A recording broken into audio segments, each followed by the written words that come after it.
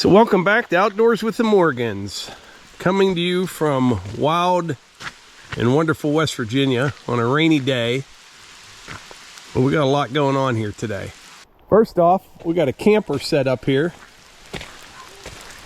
This is Austin's camper. He is the electrician.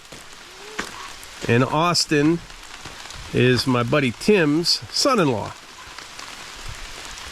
But luckily we are working inside because, like I said, it has been raining on and off since about 4 a.m. But we are working on wiring the cabin, the rough end, I guess you could say. Yeah, it's been a steady rain. All right, so we're inside the cabin here. This is Austin. Hello. And my buddy Tim. It's flickering a little bit from these LED lights. But Austin is the brains of the operation. Tim and I are here to pull wire and drill some holes. How long you been an electrician, Austin? What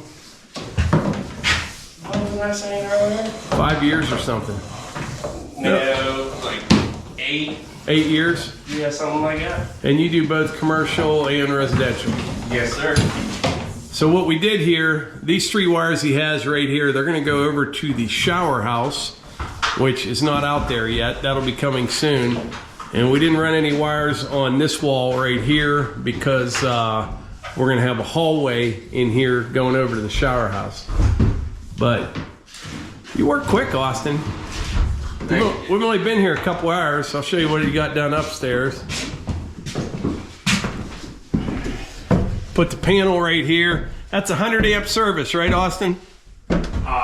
Yes, the panel's rated for 100 amp. Panel's rated for 100 amp. Got boxes for lights up here, here. This is the light switch for up here, but we put that on a 3-way, so when you're coming up the steps, you can turn it on down there and shut it off up here when you go to bed. We ran wires out here for an outside light. But yeah, we've only been here a couple hours, and the upstairs here is about done. Working on the downstairs now.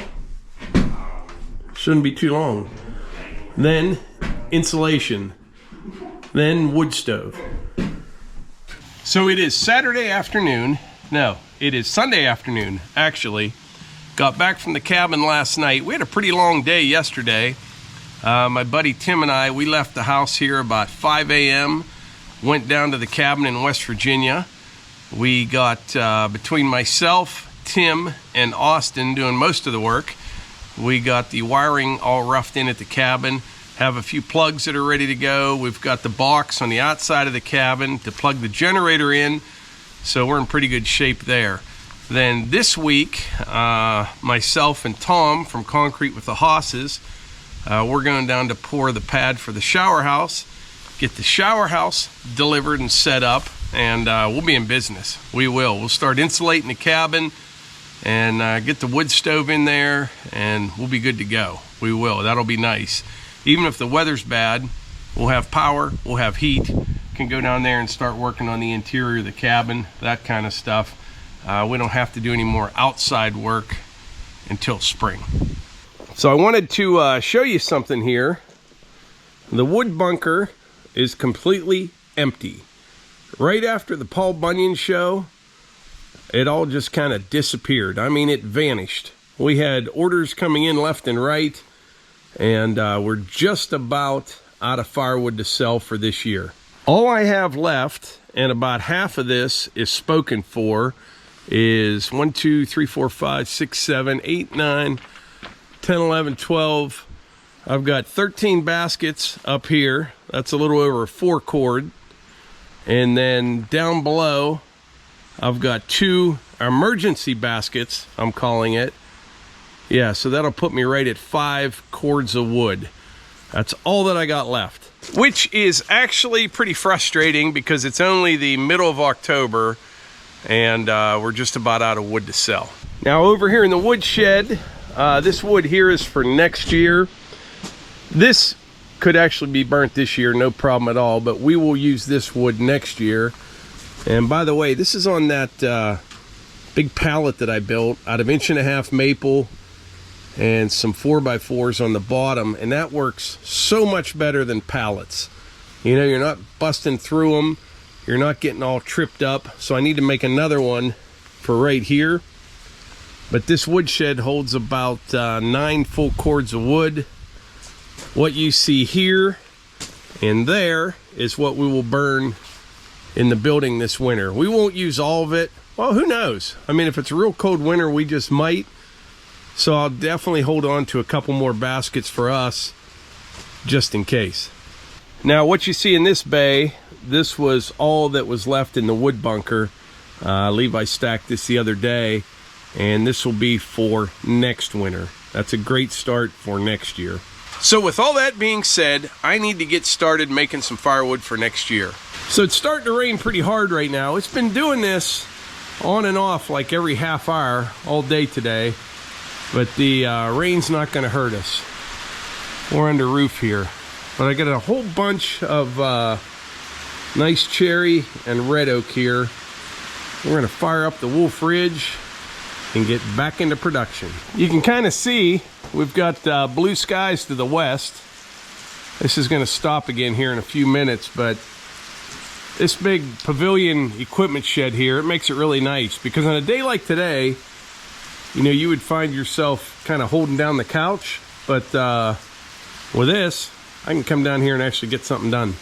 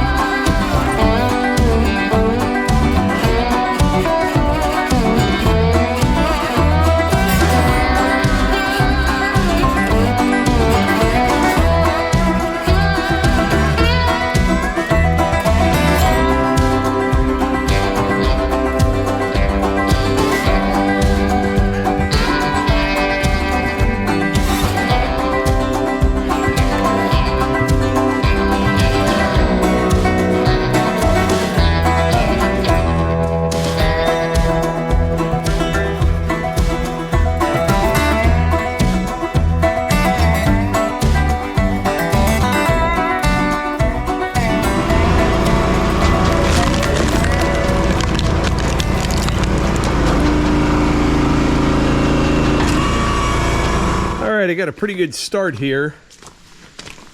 I have a spectator up by the house kind of waiting for me, so we're going to take a little break.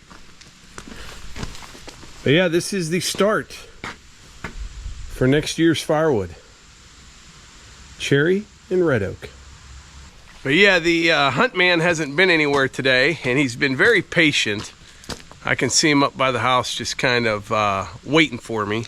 So we're going to run out for a little bit, maybe get a chicken sandwich for Hunter, and then I will come back down, split some more wood. Also got to get ready to saw some lumber as well. Where's your coat, Hunter? You ready to go somewhere?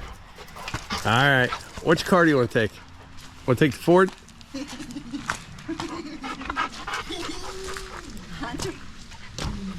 Hunter's learning the hitches on the back of the truck. Oh yeah, the other truck's hooked up to a trailer. I think he bumped into it the other day. What are they doing, Melissa? It's playtime right now. I was just ready to leave. Melissa brought up a little subject here. Go ahead, Melissa. The leaves. Let's talk about the leaves. I mean, oh my goodness. What? I don't even know who I'm married to anymore. Why? Like, Mike Morgan would be out here October 1st, if not September 30th in the evening with a headlamp on, blowing leaves. What has happened to you? I'm using a different approach this year. Yeah, my approach. They'll be fine. No, I'll let them accumulate a little bit more, but they've been hitting the ground pretty hard, but they're still... How many leaves do you think are on the ground percentage-wise? 20% so far? Oh, yeah, maybe. Yeah. So we got 80% on the trees still. Well, I know that. And every year I preach to you going, Mike, just wait. They're going to fall. Can't so maybe you're coming around and listening to me. You can't let them build up. Just like the people that tell me you need to mulch the leaves. You don't need to blow them.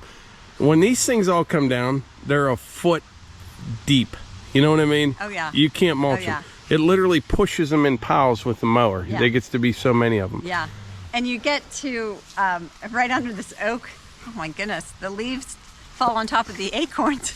It was like roller skating the other day. I'm like, oh. What are these two doing here? They broke their stick. Axel has some pink on his collar. I'm not sure why, so don't tease him about that. But Wow. oh, they broke it. Oh. It's a fun game. That doesn't look like fun to me at all. Archie stresses and Axel just plays for fun. What are you guys doing? Huh. Don't interrupt. Well, me and the hunt man are going to roll. Yeah, I'm sure he's throwing everything from the front of your truck to the back part of your truck. That's the thing that he likes to do.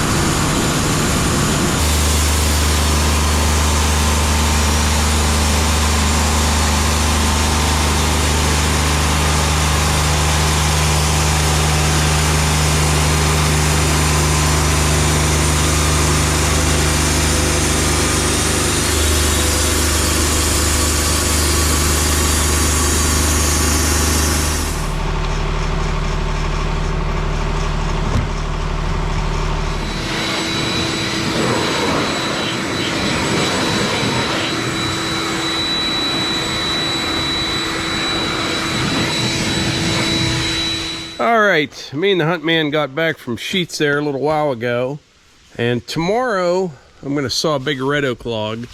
I have some stuff that I need that for. I had a small maple on the mill, and I just finished it up. I will use this for the floor in the woodshed over there, like I did the last one. So we'll take care of that tomorrow, and then saw up that nice red oak over there. I want to tell you something about this excavator right here, or should I say excavators in general. So the other day, my friend Tom from Concrete with the Hosses, you all know him, he published a video about a little accident that he had with his excavator. One of them, this was one of the smallest ones he has, I believe, but he rolled it over backwards. And that's the worst way to go, because there's no stopping it once it starts. And what he was doing, he was digging out for some new steps, and it was a really steep hill, okay? So his tracks are in line with the boom and everything, and his blade is behind him to try to level it up a little bit. And he's working his way down this hillside, and when he got near the bottom, he wasn't the whole way at the bottom, it levels out, and I think he thought he was a little bit closer to where it leveled out, and he lifted that blade up, and he had the boom and the stick up in the air a little bit, didn't have them stretched out for, you know, a counterweight, and man, it went over backwards like that. He's okay and all that. I'll put a link to that video in the description, and I'll pin a comment as well with it, but it's worth a watch. The other thing you have to watch out for, like I said, his tracks and his boom and stick, all that was in line, and that's the best way to do it, with his blade back there. But I have seen bigger excavators even, nothing real big. I was on a job once on a well pad, and one of the contractors working there, they probably had, I don't know, I'm guessing like a 35,000 pound excavator, not a real big one. And same kind of thing, but he's sitting along a haul road, and the machine's just sitting like this, just a little bit, right? The tracks on the one side were kind of a little bit lower than the ones on the upper side. And he was moving for swinging out of the way for a rock truck to go by. Well, this guy sucks his boom all the way up tight to the cab, and he's got his stick in, right? And he swings out of the way, so now he's perpendicular to the tracks, and just in slow motion, right over backwards it went, no stopping it. You always think of, you know, something flipping over like an excavator or rolling over because you've got a big heavy load on the bucket, or you're trying to pick something up on the side of a hill. And in most of those situations, you can stop it. You know, you just put the boom or the stick down, but you can definitely flip them pretty easily with nothing, no load on it, just the weight of the counterweight, because that's basically what's pulling you over backwards and having your boom up in the air. So if you're ever in that situation, you know, always keep that boom and that stick stretched out. That puts a lot of counterweight, keeps you holding down there. But yeah, it was kind of scary, but he was fine. He was probably a little bit shook up. I know I would have been. But like I said, there will be a link in the description and a pinned comment as well. It's a good video to watch if you ever rent one or you own one or whatever, but there's a good lesson to be learned there. You know, we all get complacent sometimes. I don't like the feeling of almost rolling over. I don't like it. I never did. And you can kind of feel it, you know, the side-to-side stuff. I see people on tractors sometimes. I think they're oblivious to the dangers. You know what I mean? They're bouncing around on the side of a hill. They got their bucket up in the air. You can tell in your butt, you know, at least I can. You can just feel it if you're getting somewhere where you shouldn't be. You know what I mean? You can just kind of tell that, uh-oh, I'm getting a little bit close to where I shouldn't be, because I'm going to end up on my side or worse, you know? But, yeah, over backwards, not a fun way to go. But I think that's about it. There's something else I wanted to mention before we wrap this up. I don't know what it was. But, oh, we have a video coming out soon on the Paul Bunyan show. I've been trying to put one together on that. I mentioned the other day, we have been so busy doing so many things, I don't even know what to video and what not to, and I've got tons of footage that I haven't even put together yet. But one of those is from the Paul Bunyan show, and that'll be coming up later this week. It should be a pretty good video. We met a ton of people there. I got to get around the show a little bit Friday morning, real early, and I got to meet a few people and saw some pretty cool equipment. So I'll put that video together. You'll see it later this week. And my last video on Sunday, if you noticed the Sunday videos, per your request, I go all out on them. At least I try to. You know what I mean? They're a longer video. I take a couple days worth of activities, put them into one video, and I really do my best with the editing for Sunday videos. I mean, I try my best every day, but Sundays morning ones are the ones I put the most effort into, and I like them. I do. I enjoy the editing part. I mean, it gets kind of tiresome, don't get me wrong, but I like trying to get the right music and the right everything just to kind of fit the mood and the atmosphere of the video and what you're doing that day. And this past Sundays was one of my favorites, actually. So if you didn't see that one, I'll put it up above. But check out Tom's video. Like I said, link, description, pin comment as well.